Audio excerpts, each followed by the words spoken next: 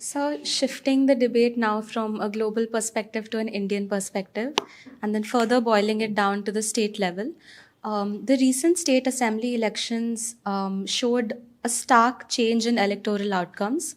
When we talk about the rejection of the old pension scheme in Chhattisgarh, Rajasthan, and Madhya Pradesh, or rather the rejection of the government that was offering it, as well as the clear urban rural divide in Telangana, with Hyderabad having voted entirely different than the rest of the state. Do you think that we're at a point where competent governance, visible growth, service delivery, all of these factors are now trumping political ideology and populist and electoral promises? Raisa, I'm an optimist, but I'm not that optimistic. Unquestionably, it's actually pretty impressive the way Hyderabad city responded differently. That means the economic interest, enlightened self-interest dominated the normal tribal loyalties of caste, region, religion, or even some amount of anger against the establishment because after 10 years in power with a semi-feudal kind of approach to governance, authoritarian, semi-authoritarian approach or high degree of centralization, they cause discomfort in the minds of citizens, inevitably. But enlightened self-interest, because there is a reasonable amount of growth which is felt within the city and surrounding areas of Hyderabad, it made people vote in one way. It's quite a remarkable thing. I don't think it happened anywhere else in the country so far. But it also means that the fruits of development are not reaching rural areas. Even if there is growth, because you cannot say there's no growth in rural Telangana. But the fruits of development have not yet reached the bulk of the ordinary people. I think it's an incredibly important lesson for our political system and economic system. That unless, along with promoting investment and growth in the big cities, I'm not opposed to that, none of us should be opposed to that, because they are, after all, beacons of and magnets of growth and talent.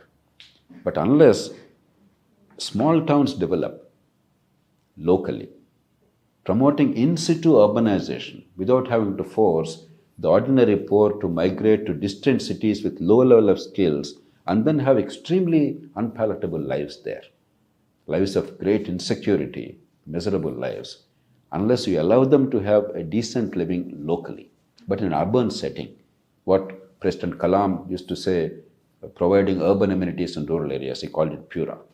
By whatever name you call, you require in situ urbanization with greater linkage between rural urban areas with basic amenities. Take today, for instance, television and mobile phone and internet to a large extent.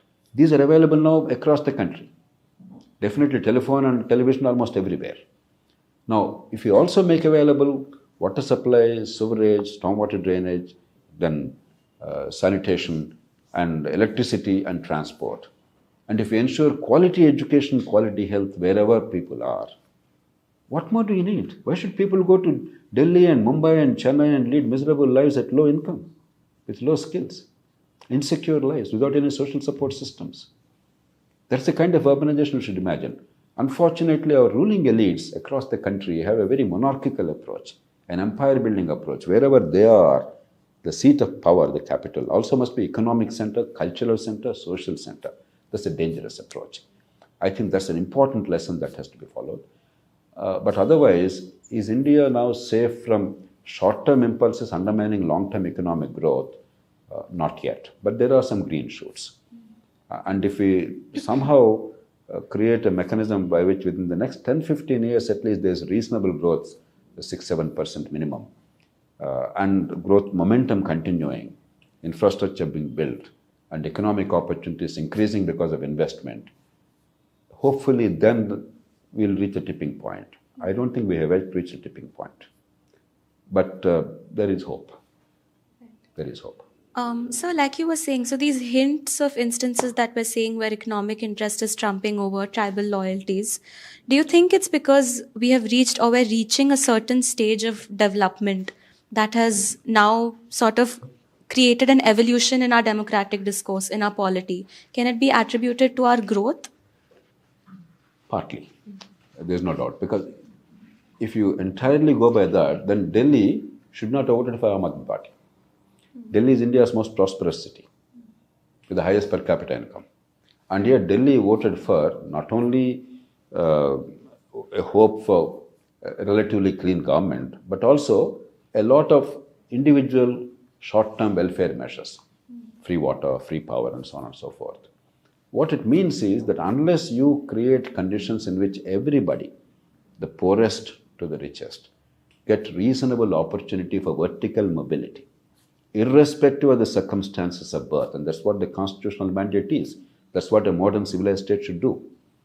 That means creating basic infrastructure, rule of law, quality education, not free education alone. That is obvious, but so-called free education is not giving education in India. It's a joke. It's a tragedy. Quality education, because everybody has brains irrespective of the finances. And unless you allow the brains to flourish, to flower, there's no opportunity in a modern economy. And decent healthcare access without having to spend out of pocket. Unless these conditions are created, they're entirely achievable. They're eminently achievable. We have the resources, we have the technology, we have the human resources. We just don't have the will or the skill. If we do these things, then I think economic prosperity and political evolution, they'll go hand in hand. Until these things happen, mere economic prosperity, even if it happens on some scale, is not enough to safeguard our democracy. Seeing how people have responded differently in the recent elections, as I mentioned, do you think we can say that the political class is still out of touch and are still tending to traditional methods and again going for populism for short-term needs? Is there a need for the political class to now evolve itself to be more in touch with what people of this nation need? I have no doubt about it. You are right. In particular, the leadership. See, the average MLA or MP aspirant, you can't blame them because they have no power. They only have ambition. And they follow the traditional methods of vote buying. And then parties follow the short-term individual welfare measures. And of course, in the good old Indian tradition, a diverse society, divide people as much as humanly possible and mobilize them on caste lines, regional lines, religious lines, etc. We are doing all that to near perfection in this country. The leadership lost the imagination in the country.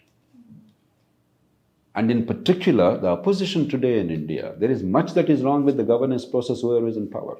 Where is education of quality? Where is healthcare of quality? Without education and healthcare of quality, how can productivity increase and how can poverty be eliminated? And without creating wealth, what do you want to distribute? Somehow pretending that you don't have to create wealth, but you can keep on distributing. It's nonsensical. What are you talking about? Where is it going to come from? How do you balance these both? And where is rule of law in the country? Whichever be the party in power at the union or state levels, we cannot even remotely claim that there is rule of law in India. Might is right in the country. And grassroots corruption in service delivery, though in terms of welfare, things have improved considerably. Last 10 years have been that way watershed in terms of welfare delivery because without any leakage or corruption, now it's reaching the ordinary people in most states of India. That's good. But where the government actually had to provide proactively some services, there is monumental extortionary corruption on a daily basis. We are all victims of that. We all know that, except where technology has come into play. And where is transparency in government in this country? Right to Information Act, of which many of us were part and with great expectation we did that. In most states, Right to Information Act is more or less dead. So unless we focus on these and local governments, because local governments are schools for democracy. That is where the voter understands what is the meaning of the vote, how the vote is linked to her future, what happens to her family and her community. That is where you understand the link between the taxes you pay and the services you get, the authority you have given to the elected people and the accountability that is imposed on them. Unless that local governments really flourish, democracy is always in danger. It becomes an emotive exercise, it becomes impulsive exercise, it becomes caste-driven or money-driven. And that's a very dangerous thing. So, where is this agenda coming forth? Yes, governments are neglecting in state level, national level, because they're in power, enjoying power and getting bogged down in day-to-day issues. But what about the opposition? Where is the imagination? Where is leadership? Where is deeper constitutional understanding? So I think there is a deep failure in political leadership in the country. And MLAs and MPs or aspirants are actually their victims. I don't think they individually are guilty. Because ours is not a system where legislatures decide anything. Ours is a system where the party bosses decide everything. Legislatures merely follow the diktats of the party bosses. partly because parties are entirely centralized, controlled by an individual or a family, partly because of the anti-defection law and other provisions, we actually made legislators irrelevant. They do anything but legislation.